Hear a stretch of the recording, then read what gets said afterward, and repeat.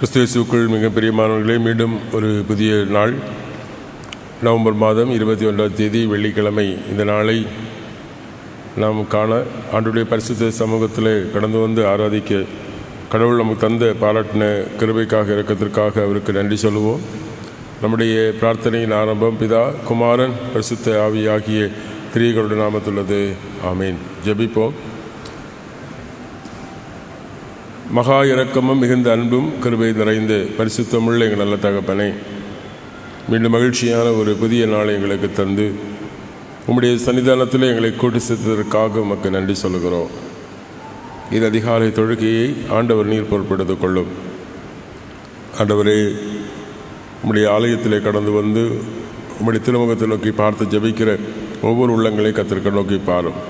முகநூல் வழியாகவும் இணையதளம் வழியாகவும் ஆண்டவரே, உம்மை ஆராதிக்க வாஞ்சிக்கிற உம்முடைய பிள்ளைகளையும் ஆண்டவரை சந்தியும். இது நாளிலும் ஆண்டவரே, நாங்கள் கேட்கிற வார்த்தைகள் எங்களை சத்தியத்திலே வழி நடத்த ஆண்டவர் நீர் கிருபை தாரும். ஆண்டவரே, நாங்கள் பலகீனமான மண்பாண்டங்கள், பாவமும் அசுத்தமும் நிறைந்தவர்கள். ஆனாலும் ஆண்டவரே, உம்முடைய அன்பும் உம்முடைய இரக்கமும் கருணையும் எவ்வளவு பெரியது என்பதை எங்கள் வாழ்க்கையில் கிறிஸ்துவின் வழியாக உணர்ந்து வாழ்வதற்கு உரிய பாக்கியத்தை எங்களுக்கு தாரும். இந்த ஆராதனையில் உம்முடைய திவ்ய பிரசன்னம் நிறைவாய் தங்கியிருக்கட்டும். அனைத்தையும் கர்த்தர் நீர் பொறுப்பெடுத்துக் கொள்ளும். இயேசுவின் நாமத்தில் கேட்கிறோம் எங்கள் ஜெபங்கள் நல்ல பிதாவே. ஆமேன். 53வது பாடல்.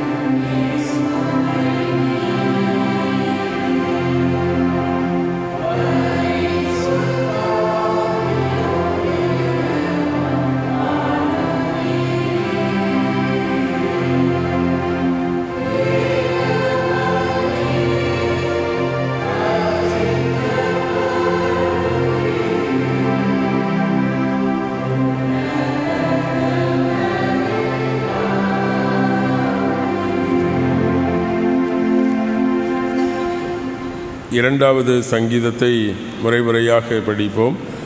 பாடல் புத்தகத்தில் 141வது பக்கம். சங்கீதம் 2. புறஜாதிகள் கொந்தளிப்பானேன், ஜனங்கள் வீண் காரியத்தை சிந்திப்பானேன்.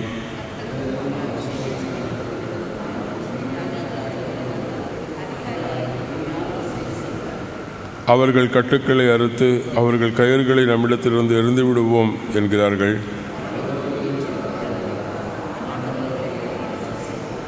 பின்பு அவர் தமது கோபத்தில் அவர்களோடு பேசி தமது உக்கிரகத்தில் அவர்களை கலங்கடிப்பார்.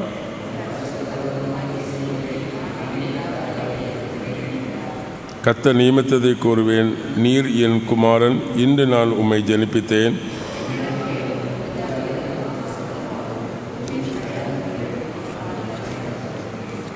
இருப்புக்கோலால் அவர்களை நொறுக்கி குயக்கலத்தை போல் அவர்களை உடைத்து போடுவீர் என்று அவர் என்னிடம் சொன்னார்.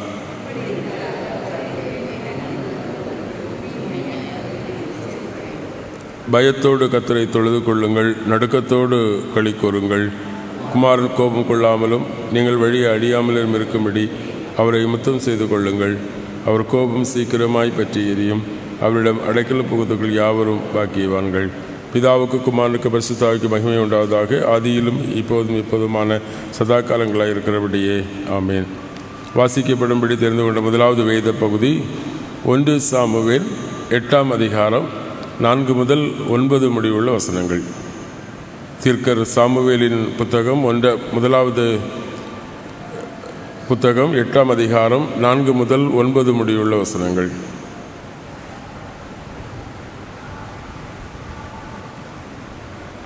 சாமுவேல் 8ஆவது அதிகாரம் வசனங்கள் 4 முதல் 9 முடிய. அப்பொழுது இஸ்ரவேலின் மூப்பர் எல்லாரும் கூட்டம் கூடி ராமாவில் இருந்த சாமுவேலிடத்தில் வந்து, இதோ நீர் முதிர் வயதுள்ளவரானீர், உம்முடைய குமாரர் உம்முடைய வழிகளில் நடக்கிறதில்லை. ஆகையால் சகல ஜாதிகளுக்குள்ளும் இருக்கிறபடி எங்களை நியாயம் சாரிக்கிறதற்கு ஒரு ராஜாவை ஏற்படுத்த வேண்டும் என்றார்கள். எங்களை நியாயம் சாரிக்க ஒரு ராஜாவை ஏற்படுத்தும் என்று அவர்கள் சொன்ன வார்த்தை சாமுவேலுக்கு தகாததாய் காணப்பட்டது. ஆகையால் சாமுவேல் கர்த்தரை நோக்கி விண்ணப்பம் பண்ணினான். அப்பொழுது கர்த்தர் சாமுவேலை நோக்கி, ஜனங்கள் உன்னிடத்தில் சொல்வது எல்லாவற்றிலும் அவர்கள் சொல்லை கேள். அவர்கள் உன்னை தள்ளவில்லை, நான் அவர்களை ஆளாதபடிக்கு என்னைத்தான் தள்ளினார்கள். நான் அவர்களை எகிப்திலிருந்து புறப்பட பண்ணின நாள் முதல் இந்நாள் மட்டும் அவர்கள் என்னை விட்டு வேறே தேவர்களை சேவித்து வந்த தங்கள் எல்லா செய்கைகளின்படியும் செய்தது போல அவர்கள் உனக்கும் செய்கிறார்கள். இப்போதும் அவர்கள் சொல்லை கேள். ஆனாலும் உன் அபிப்பிராயத்தை காட்டும்படி அவர்களை ஆளும் ராஜாவின் காரியம் இன்னது என்று அவர்களுக்கு திட சாட்சியை தெரியப்படுத்து என்றார்.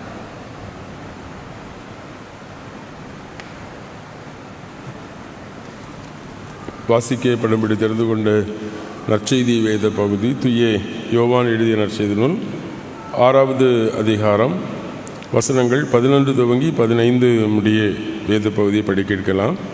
யோவான் 6ஆம் அதிகாரம் வசனங்கள் 11 முதல். இயேசு அந்த அப்பங்களை எடுத்து நன்றி செலுத்தி பந்தியிருக்கிறவர்களுக்கு பகிர்ந்து கொடுத்தார்.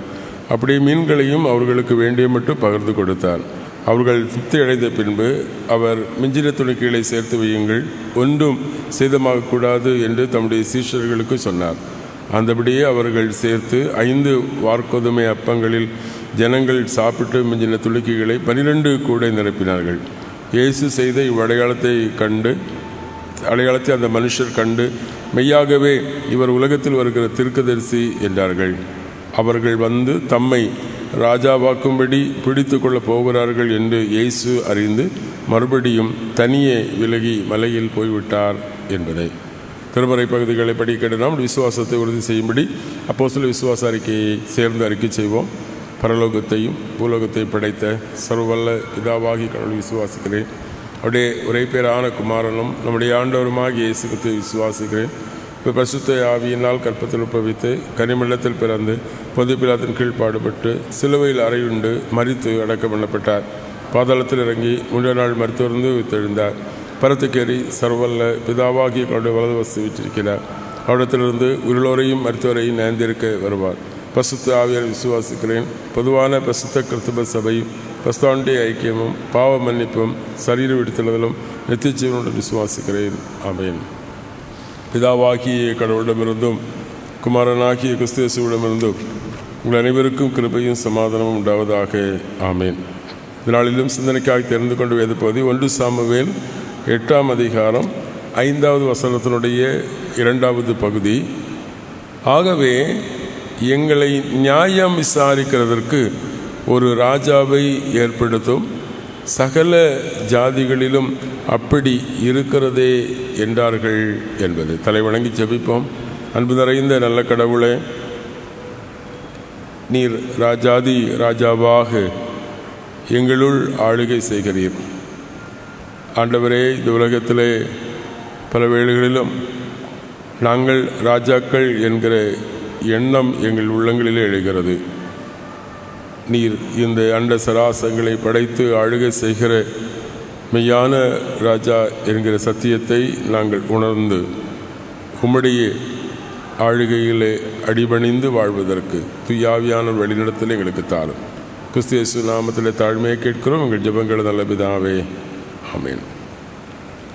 கிறிஸ்து-இயேசுவுக்குள் பிரியமானவர்களே, நாம் கிறிஸ்து அரச திருநாளை கொண்டாட இருக்கிறோம். இந்த உலகத்தில் மக்களை நியாயம் தீர்ப்பதற்கு, ஆளுகை செய்வதற்கு ராஜாக்கள் இருக்கிறார்கள். ஆனால் ராஜாக்களை ஏற்படுத்துகிறவரும் ராஜாக்களை தள்ளிவிடுகிறவரும் ராஜாதி ராஜாவாகிய கர்த்தர்.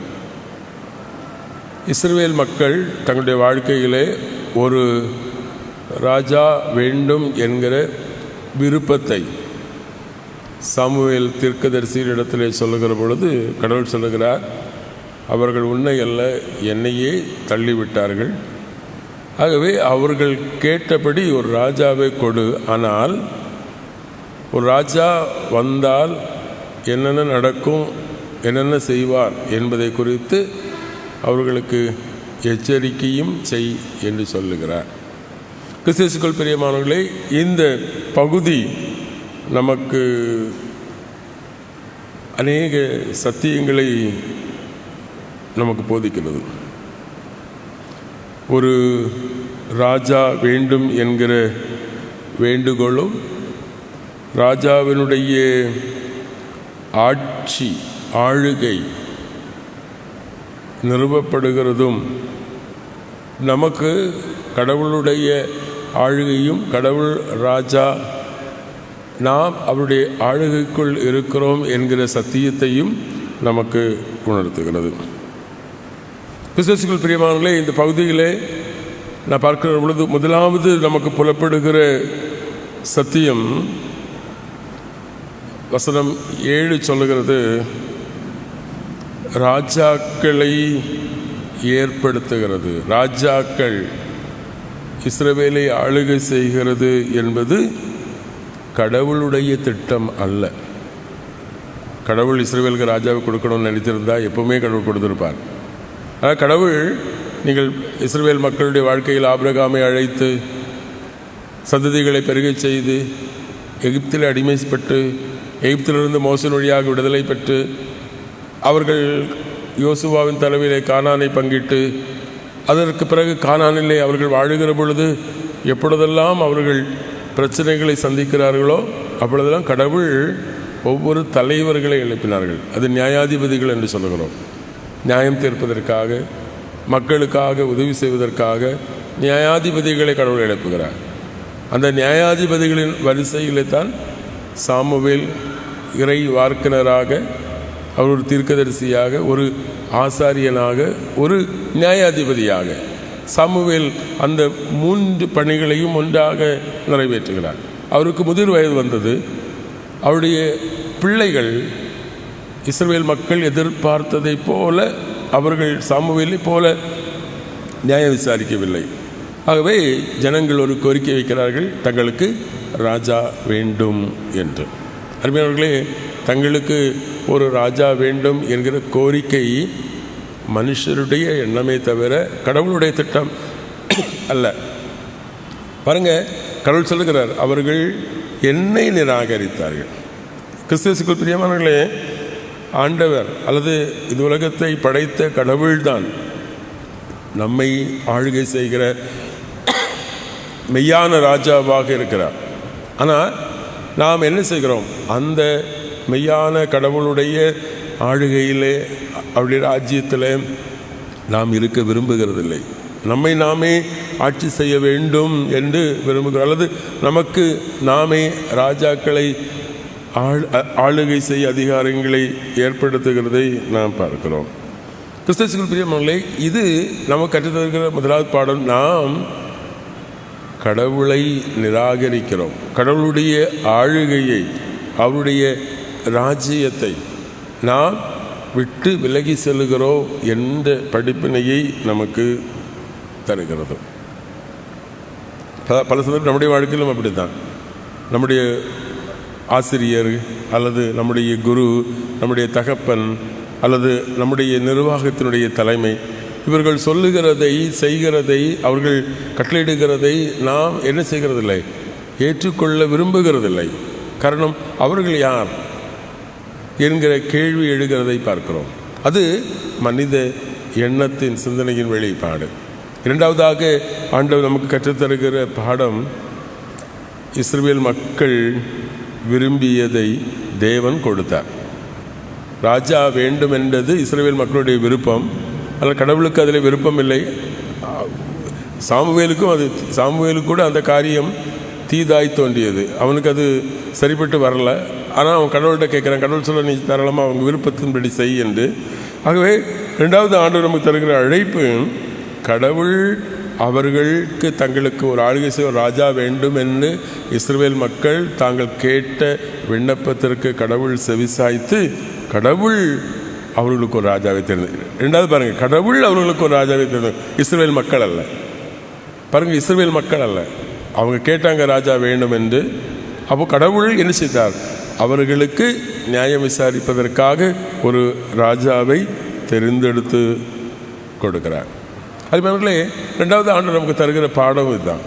கடவுள் அவருடைய விருப்பத்தை, அவருடைய திட்டத்தை நம்மிடத்தில் திணிப்பதில்லை.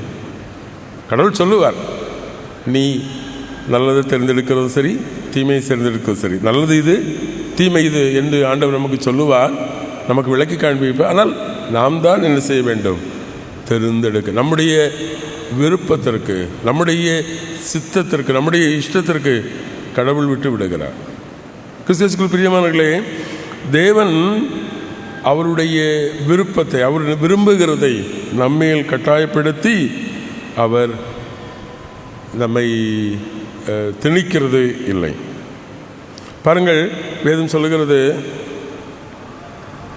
நாம் அவருடைய வழியை, அவருடைய விருப்பத்தை தெரிந்தெடுக்க விட்டாலும் என்ன செய்கிறார்? அவர் நம்மை கைவிடாதவராக நமக்கு துணை நிற்கிறார். ஒருவேளை அவருடைய விருப்பத்திற்கு மாறாக அவருடைய பிள்ளைகளாக இருக்கிற நாம் செயல்பட்டாலும் கடவுள் என்ன செய்கிறார்? நம்முடைய விருப்பத்தை நிராகரித்து நம்மை புறந்தள்ளுகிறவர் அல்ல. நாம் அறியாமல் செய்கிற தவறுகளையும், நம்முடைய மன விருப்பத்தின் மாம்ச எண்ணங்களில் செய்கிற தப்பிதங்களையும் கடவுள் பொறுத்து நம்மை ஆண்டவருக்கென்று திருப்ப ஆயத்தப்படுகிறதை நாம் பார்க்கிறோம். கிறிஸ்துவுக்குள் பிரியமானவர்களே, மூன்றாவது ஆண்டவர் நமக்கு தருகிற அழைப்பு பாருங்கள். முதலாவது ராஜா கடவுள். கடவுள் நம்மை ஆளுகை செய்ய வேண்டும் என்று விரும்புகிறார். ஆனால் நாம் கடவுளை ஆளுகை செய்ய வேண்டாம், நம்மை நாமே ஆளுவோம் என்கிற எண்ணம் நமக்கு ஏற்படுகிறது. கடவுள் நம்முடைய விருப்பங்களை நிறைவேற்றுகிறார். ஆனாலும் நாம் அவரை விட்டு விலகி செல்லுகிற பொழுது அவர் நம்மை வெறுக்காமல் நம்முடைய விருப்பங்கள் தேவைகளிலே அவர் நமக்கு துணையாக இருக்கிறார். மூன்றாவதாக, அப்படி நாம் வழி தவறி செல்லுகிற பொழுது, அல்லது நாம் விரும்பி ஒன்று கடவுள்கிட்ட கேட்டால் அவர் தருவார். ஆனால் நாம் கேட்டது தவறு என்பதை கடவுள் நமக்கு உணர்த்துவார்.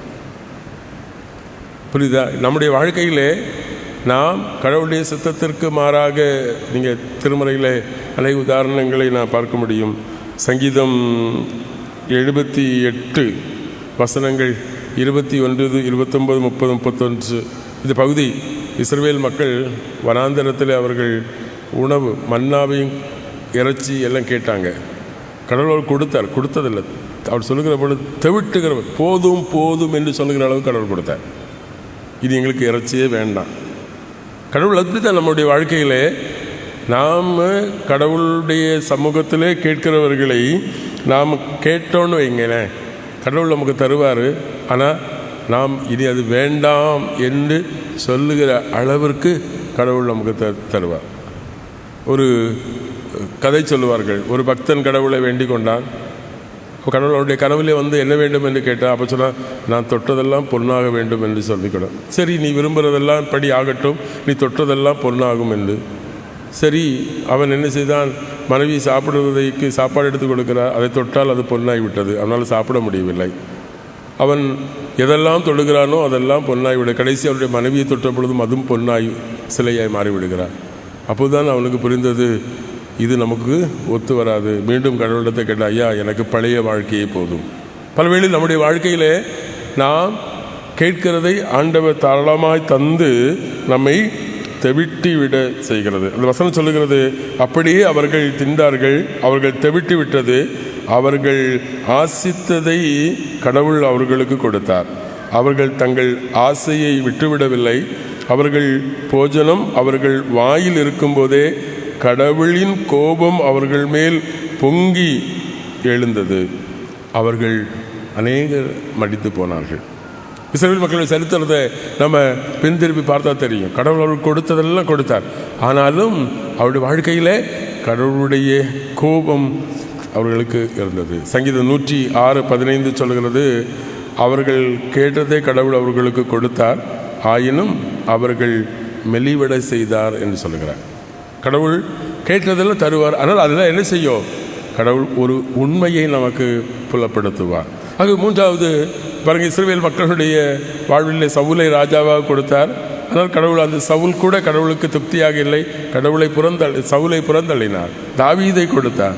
தாவீதினுடைய பிள்ளைகள் கடைசியில் அவர்கள் அந்த ராஜாக்களினாலேயே அநேக பிரச்சனைகளை அவர்கள் சந்தித்தார்கள். சாமுவேல் பின்வருகிற பகுதி 15க்கு பிறகுள்ள பகுதி நீங்கள் வீட்டில் போய் வாசித்து பார்த்தா தெரியும். ராஜாக்கள் வந்தால் என்னென்ன தீங்குகள் வரும் என்பதை எச்சரிக்கிறதை நான் பார்க்கிறோம். ஆகவே மூன்றாவது ஆண்டவர் நமக்கு தருகிற அழைப்பு, நம்முடைய வாழ்க்கையில் நம்முடைய விருப்பத்திற்கு ராஜாவை ஏற்படுத்தினாலும் அதற்கு நாம் விலை கொடுத்தே ஆக வேண்டும். அதுக்கு என்னென்ன விளைவுகள் வருதோ அதை நாம் தான் சந்திக்கணும்.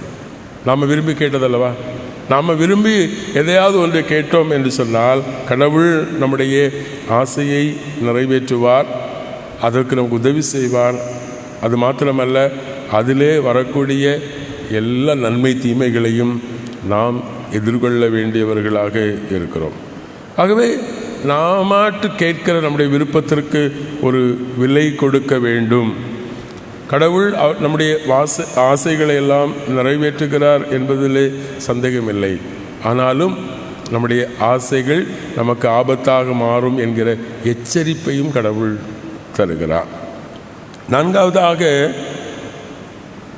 கடவுள், அதாவது இஸ்ரவேல் ஜனங்கள் தங்களுடைய வாழ்க்கையிலே சந்திக்கிற வெறுப்புகள் அல்லது சந்திக்கிற சூழல்கள், இஸ்ரவேல் மக்கள் ராஜாவை வேண்டும் என்று கேட்பதற்கு காரணம் 2 காரணம். ஒன்று, தங்களை நியாயம் விசாரித்த சாமுவேலுடைய பிள்ளைகள் சாமுவேலை போல நியாயமாக கடவுளுக்கு பயந்து தங்களை நியாயம் விசாரிக்கவில்லை.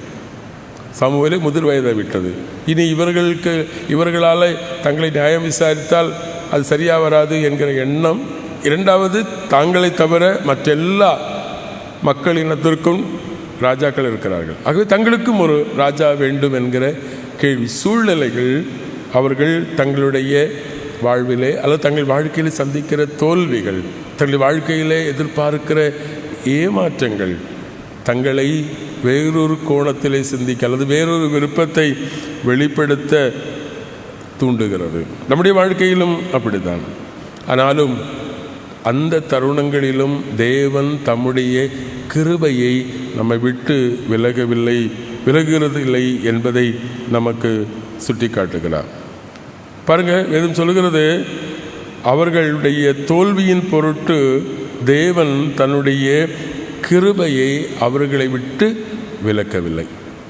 பாருங்கள், ஆதி பெற்றோர்கள் கடவுளுக்கு கீழ்ப்படியாமல் பாவம் செய்து தாங்கள் நிர்வாணிகள் என்று தங்களை மறைத்து கொண்ட பொழுதும் கடவுள் அவர்களை அழைத்து அவர்கள் நிர்வாணத்தை மறைப்பதற்கு உதவி செய்கிறார். இப்படி நம்முடைய வாழ்க்கையில் எதுதான் கடவுளுக்கு விரோதமாக நாம் செய்தாலும் கடவுள் அவருடைய கிருபையை நம்முடைய வாழ்க்கையில் வெளிப்படுத்துகிறதை பார்க்கிறோம். வேதத்தில் நாம் நிற்பதும் நிர்மூலமாகாமல் இருப்பதும் அவருடைய கிருபை. இன்றைக்கும் நாம் இருக்கிறோம் என்று சொன்னால் ஆண்டவருடைய கிருபை. நாம் உத்தமமாய் வாழுகிறோம் அல்லது அவருக்கு கீழ்ப்படுகிறோம் என்பதல்ல. நம்முடைய செயல்கள் எல்லாம் ஆண்டவருக்கு விருப்பமற்றது தான். ஆனாலும் கடவுள் அவருடைய கிருபையை நமக்கு தருகிறார்.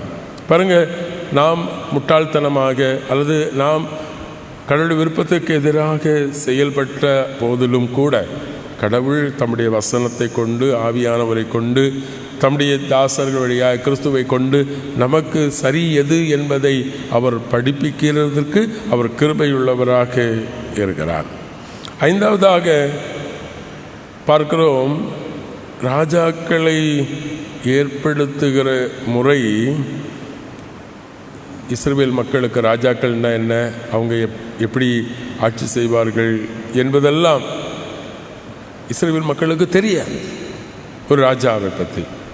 ஆனாலும் கடவுள் என்ன செய்தார், இஸ்ரவேல் மக்களுடைய வாழ்க்கையிலே ராஜானா எப்படி அல்லது ராஜாக்கள் எப்படி இருக்க வேண்டும் என்கிற படிப்பினையை கடவுள் சில ராஜாக்களின் வழியாக கொடுக்கிறார். இயேசு கிறிஸ்துவினுடைய மாதிரியாக கடவுளுடைய பிரதிநிதிகளாக தாவீது அரசன், இஸ்ரவேல் மக்களுக்கு மிகவும் பிடித்தமான ராஜாக்களிலே தாவீதினுடைய ஆட்சி, அவருடைய சந்ததி இயேசு கிறிஸ்து ஆகிய அல்லது உலக அரசராகிய கிறிஸ்துவுக்கு மாதிரியாக தாவீதினுடைய அரசாட்சியை வைக்கிறார். எசேக்கியா ராஜா, யோசியா, இப்படிப்பட்ட சில ராஜாக்கள் யார் கடவுள் ராஜாவாக இருந்தால் எப்படி இருப்பார் என்கிற படிப்பினையையும் என்ன செய்கிறார், கடவுள் சில ராஜாக்களின் வழியாக தருகிறார். சிலர் கொடுங்கோல் ஆட்சிகள் செய்தார்கள், சிலர் தவறாக இஸ்ரவேல் மக்களை வழிநடத்தினார்கள். ஆகவே ஜனங்கள் அவர்களை அருவருத்தார்கள், விரும்பவில்லை. ஆனால் ஜனங்களுடைய விருப்பத்திற்கு இசைய கடவுள் சில ராஜாக்களையும் இஸ்ரவேல் மக்களுக்கு கொடுத்தார் என்று நாம் பார்க்கிறோம். ஆகவே ராஜா அல்லது கடவுள் அவர் எப்படி ஆளுகை செய்தால் எப்படி இருக்கும் என்கிற படிப்பினையும் மாதிரியும் கூட நாம் தவறாக வழிநடத்துகின்ற நிலைகளிலும் கடவுள் நமக்கு பாடம் புகட்டுகிறவராக இருக்கிறார். கடைசியாக எல்லாவற்றிலும் நமக்கு ஆச்சரியப்படுத்த வேண்டிய அல்லது நம்மை புலப்படுத்துகிற ஒரு சத்தியம் என்ன என்று சொன்னால், இது உலகத்திலே நம்மை ஆட்சி செய்கிற ராஜாக்களும் நம்மை ஆளுகை செய்கிற ராஜ்யங்களும் இது நிரந்தரமல்ல. நமக்கு நிலையான ஒரு ராஜாவும் ஒரு நிலையான ஒரு அரசு ஆட்சியும் நமக்கு உண்டு என்கிற படிப்பினை சத்தியத்தை கடவுள் நமக்கு தருகிறார். பாருங்கள், நான் வாசித்த யோவான் நற்செய்தியினுடைய 6ஆம் அதிகாரம், ஆண்டவர் இயேசு கிறிஸ்து பசியை வனாந்திரத்தில் மக்களுக்கு தீர்த்த பொழுது அவர் ஜனங்கள் எல்லாரும் இயேசுவை ராஜாவாக்க முயற்சிக்கிறார்கள். அவர் ராஜாவாக இருந்தால் நம்முடைய வாழ்க்கையில் எந்த கவலையும் இல்லை, எந்த கஷ்டமும் இல்லை என்ற எண்ணம் மனம் எழுகிறது. அருமையானவர்களே, இறைவன் நம்முடைய ராஜாதி ராஜாவாக இருக்கிறார். நாம் அவருடைய ஆளுகைக்குள்ளாக இருக்கிறோம்.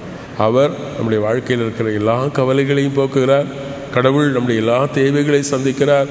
அவருடைய ராஜ்யத்தின் பிரஜைகளாக நம்மை பாதுகாத்து பராமரிக்கிற கடவுளுடைய உன்னதமான அன்பை நாம் உணர்ந்து கொண்டு உண்மையான ராஜாவை சேவிக்க தூயாவியானவர் நம்ம ஒவ்வொருக்குள்ள கிரியை செய்வாராக. ஆமேன். எல்லா புத்திக்கும் மேலான தெய்வீக சமாதானம் நம்முடைய நினைவுகளை சிந்தனைகளையும் கிறிஸ்து இயேசுவுக்குள் காத்து வழி நடத்துவாராக. ஆமேன்.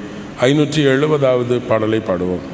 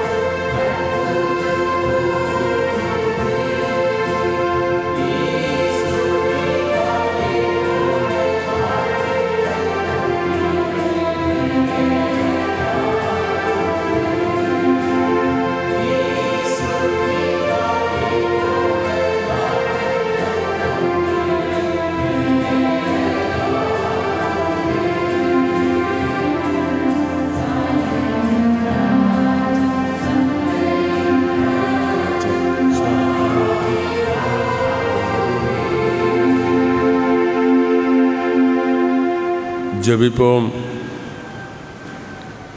அண்ட சராசரங்களை படைத்து இது முழு உலகத்தையும் ஆளுகை செய்கிற ராஜாதி ராஜாவாகிய எங்கள் சர்வ வல்லமையுள்ள கடவுளே, நித்திய ராஜாவே, மகிழ்ச்சியான இந்த அதிகாலை பொழுதிலும் உம்முடைய சன்னிதானத்திலே நாங்கள் தாழ்பணிந்து ஜெபிக்கிறோம்.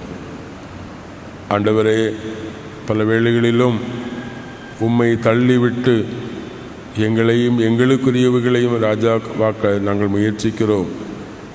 அது உம்முடைய சித்தம் அல்ல என்பதை நாங்கள் உணரவும், ஆனாலும் ஆண்டவர் எங்கள் விருப்பங்களுக்கு தடையாக இருக்கிறதில்லை. நாங்கள் உம்மை விட்டு விலகி செல்கிற பொழுது அதன் விளைவுகளை நாங்களே சந்திக்க நேருகிறோம். ஆனாலும் நாங்கள் சத்தியத்தை உணர்ந்து சத்தியத்திற்கு திரும்ப ஆண்டவர் பல தருணங்களை சந்தர்ப்பங்களை சூழல் தருகிறீர் என்பதை உணர்ந்து உம்முடைய ராஜ்யத்திலும் உம்முடைய ஆளுகையிலும் நாங்கள் நிரந்தரமாக நம்பிக்கை கொண்டு வாழ்வதற்கு உம்முடைய வசனத்தையும் துயாவின் உதவியும் எங்களுக்கு தந்ததற்காக உமக்கு நன்றி. இதனால் தொழுகையிலே கடந்து வந்திருக்கிற நம்முடைய பிள்ளைகளை ஆசீர்வதியும். ஆண்டவரே, முகநூல் வழியாக இடைதல் வழியாக இந்த தொழுகையிலே செவிமடுக்கிற யாவரையும் கர்த்தர் ஆசீர்வதியும். வெளி ஊர்களிலே கடல்கள் தூர தேசங்களில் இருக்கிற நம்முடைய பிள்ளைகளை கர்த்தர் கண்ணோக்கி பாரும். கர்த்தருடைய பெரிய இரக்கமும் அவர்த்தம் வாழ்வுகளிலே குடும்பங்களிலே உறவுகளிலே தந்து ஆசீர்வதியும். எங்கள் திருச்சபையின் திருப்பணியுடைய ஊழியங்கள் எல்லாம் கர்த்தர் நீர் பொறுப்பெடுத்துக் கொள்ளும். எங்கள் குடும்பங்களை ஆசீர்வதியும். தந்திருக்கிற வயோதிக பெற்றோர்கள் முதிர் வயதிலும் கடவுள் நீர் அவர்களை தாங்கி சுமக்க வேண்டுமாக ஜெபிக்கிறோம். பிள்ளைகளுடைய பணிவிடைகளையும் பாதுகாப்பை பராமரிப்பையும் ஆண்டவர் தாரும். வாலிப பிள்ளைகள் விசேஷமாக உடைய கரங்களில் ஒப்புக் கொடுக்கிறோம். அவருடைய உயர்கல்வி, எதிர்கால வாழ்வு, வேலை வாய்ப்பு, குடும்பங்கள், ஆண்டவர் சந்தான பாக்கியம் எல்லாவற்றையும் எங்கள் பிள்ளைகளுக்கு தந்து ஆசீர்வதியும். படிக்கிற பிள்ளைகளுடைய கல்வி வாழ்வுகளையும் ஆண்டவர் நீர் பொறுப்பெடுத்துக் கொள்ள வேண்டுமாக ஜெபிக்கிறோம். பலகீனங்களோடு வீடுகளிலும் மருத்துவமனைகளிலும் அனுமதிக்கப்பட்டு சிகிச்சை பெற்று வருகிற யாவர் மேலும் உம்முடைய ஆண்டவரே தயவும் இரக்கமும் கிருபையும் தங்கியிருக்கட்டும். விரைவாக சௌக்கியத்தையும் சுகத்தை தந்து விடுதலை தாரும். அன்பு சகோதரர் சதீஷ் ரூபனுக்காக விசேஷமாக ஜெபிக்கிறோம். கடவுள் அவளை பலப்படுத்தி உம்முடைய ஊழியங்களை உற்சாகத்தோடு செய்வதற்கு ஆண்டவர் கிருபை தாரும். ஆண்டவரே, தங்கள் அன்பானவர்களை இழந்து துக்கங்களில் வேதனைகளில் காணப்படுகிற குடும்பங்களுக்கு உலக தர முடியாத ஆறுதலையும் சமாதானத்தையும் ஆண்டவர் தாரும். இன்று தங்கள் பிறந்த தினங்கள் மற்றும் திருமண தினங்களை நன்றியோடு நினைக்கிற நம்முடைய பிள்ளைகளையும் ஆண்டவர் ஆசீர்வதியும். இதனால் எங்கள் ஒவ்வொருவருக்கும் ஆசீர்வாதமான ஒரு பொழுதாய் அமைய அருள் தாரும். மீண்டும் நன்றியோடு உம்முடைய திருச்சமூகத்தில் கடந்து வர மட்டும் எங்களை எல்லா தீமைக்கும் பொல்லாப்புக்கும் விலக்கி பாதுகாத்துக் கொள்ளும். எங்களுடைய பயணங்களில் நீர் கூடையிலும் எங்கள் உழைப்பு தொழில்களை ஆசீர்வதியும். தேவைகள் எல்லாவற்றையும் சந்தியும். நன்றி நிறைந்தோ உள்ளத்தோடு எங்களை அர்ப்பணிக்கிறோம். இயேசு கிறிஸ்து நாமத்திலே தாழ்மையை கேட்கிறோம் எங்கள் ஜெபங்கள் நல்ல பிதாவே, ஆமேன். பரமண்டலுக்கு எங்கள் பிதாவே, உங்களுடைய நாமம் பரிசுத்தப்படுவதாக, உங்களுடைய ராஜ்யம் வருவதாக, உங்களுடைய சித்த பிரபலத்திலே செய்யப்படுவது போல உங்களே செய்யப்படுவதாக. அல்விடங்களாக எங்களுக்கு தாரும். எங்கள் கணவன் நாங்கள் மன்னிக்கிறது போல எங்கள் பாவங்களுக்கு மன்னியும். எங்களை சோதனைக்கு புலப்படாமத்தையும் விடுத்துக் கொள்ளும். ராஜ் வல்லமை மகிமை என்னதேக்கும் உறவுகளே, ஆமீன். நம்முடைய ஆண்டவராகிய இயேசு கிறிஸ்துவின் கிருபை, பிதாவாகிய கடவுளுடைய அன்பு, தூய ஆவியாகிய அன்னோனி ஐக்கியம், வழிநடத்தலும் சமாதானம் உங்கள் அனைவரோடும் இன்னும் நிறைவாக தங்கியிருப்பதாக, ஆமீன். என் ஆத்துமாவே கர்த்தரை ஸ்தோத்திரி, என் உள்ளமே பரிசுத்த நாமத்தை ஸ்தோத்திரி. என் ஆத்துமாவே கர்த்தரை ஸ்தோத்திரி, அவசிய சகலமும் மறவாதே, ஆமீன்.